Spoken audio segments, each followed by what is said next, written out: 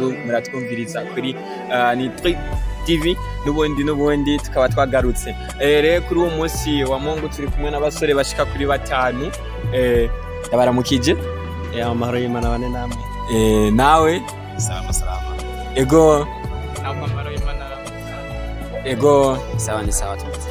Okay rero ku munsi nyene twagomba tugende tubaza mwa bano basore 5 ibibazo bishika kuri 3 ndiko ndaraba ndashobora guhera ntari bubafu canke iburyo aho ushaka hose nta nakimwe aho ubona hakoroheye nta nakimwe.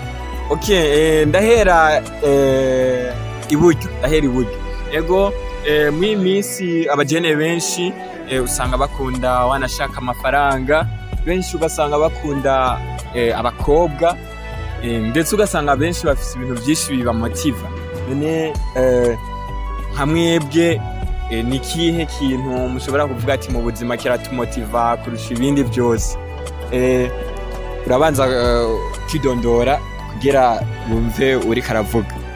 Ego akazina kanje nitwa Karayibe ya merci hama ngerageje kuraba ibibazo mumbagije ngerageje kwishura ndabona ko mwafatiye ku bintu tugezemo mwa kino gihe kidasanzwe aho kenshi na kenshi dufatiye kuri jewe na generation ndimwo abantu babadoresa turetse abantu bakera kenshi turakunda ikintu cy'amafaranga cyane turaha agaciro ikintu cy'amafaranga kurusha n'agaciro twahaye Imana ari duha ibi na biriya ndetse n'amafaranga arimo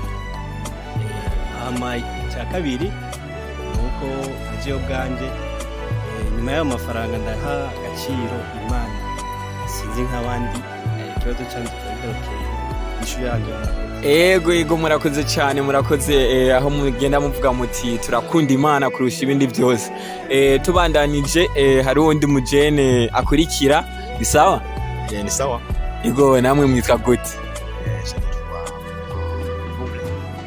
ego sawa none du je ndashima ruhuri ikibazo ndibaza mwacyumvise ego ikibazo nacyumvishe ngerageje kwishura dufatiye kuri iki gihe amafaranga ni ikintu cyari biciye bigacika urukundo rwaragiye rurava jewe nk'urukundo ntabwo mbona urukundo ahubwo jewe ndiko ndagerageza kuraba urukundo rw'iki gihe rufatiye ku mafaranga urukundo rw'igihe kenshi ugiye ukitegereza hirya no hino uri umukene nta muntu akwirabisha ku Kenya ariko ufise akanoti ngaha ku mufuko gafise abagenzi babo muyoro pour dire que we kubyo wavuga ati imbere n'amafaranga ku buryo ufise amafaranga ushobora kuba ufise ibintu byose ukeneye. Ego jewe n'ikintu kimotiva mu buzima bwanje jewe ikintu kimotiva cyambere ni Imana hama ikigira kabiri n'amafaranga kuko no money no life.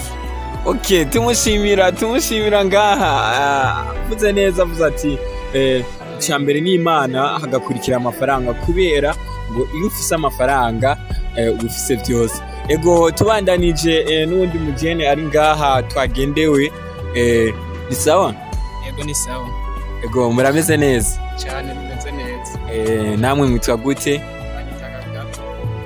Kagame ni sawa none ni sawa cyane wumva umerewe gute kuba watugeneye ngaha muri studio yewe neza kuba mwana itikage kubona muri studio yanyu. Okay sinzi ngira ikibazo mwacyumvise ego nacyumvise ufatiye kuri generation yacu turimo kenshi dukunda amahera tugakunda n'abakobwa ko iyo ufise amahera akujana mu bintu byinshi bituma wokora nabi na cyane harimo abakobwa bakajana mu kunuborerwa mu kunindoka atariko kuri jewe ushira imbere cyane Imana izi imbere hanyuma ibindi biza mu nyuma ariko Imana ariyo yatanguye. Ego turiko turagerageza kumviriza ingene bagiye baravuga bamwe turumva neza yuko abajene benshi ubu dusigaye dushira Imana imbere kandi n'ibintu byiza ndetse ni n'ibintu biteye igomwe gushira Imana imbere hama ibikorwa bikagaruka mu nyuma. Ego murakoze hariho uwundi mujene asigaye umujene karibu ni sawa meze neza. Ego mwitwa bande? Je nitwa Ahondi w'amahoro. ego ahondi w'amahoro mwatewe iteka ryo gushika muri studio mwiyumva gute?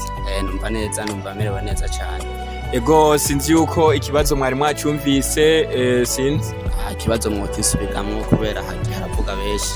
Okay, ikibazo twari dufise ku munsi twashaka kubaza ati mu buzima bwawe uhura n'ibintu byinshi gasanga hari ibyo ukunda mw'ivyo rero twashaka tubaze ibintu bibiri ngaha mw'isi ushobora kuvuga ati ni ibintu nkunda kurusha ibindi.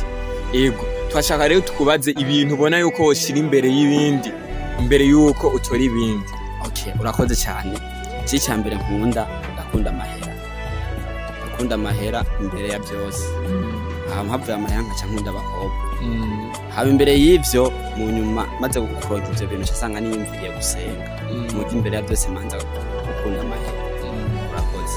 Ego tukaba turonse uwundi mujene avuga ati imbere y'ibintu byose ati zana amahera. Ati Imana iza kuza imbere inyuma yuko ndonka amahera. Ego bakunzi mwariko murumviriza kino kiganiro cyo ku munsi w'Imana tukaba tubashimiye tuzosubira kundi munsi nkaboneraho nshimira abasore twari kumwe nongera ndabasezera ati ni sawa ni sawa bwira bye bye abo mwari kumwe bishobotse n'akaze nawe anashaka ubasezera ati yari naka bye bye uwo maje kuvugana yari Abnere bye bye mwaje kuvugana na Double Merci beaucoup.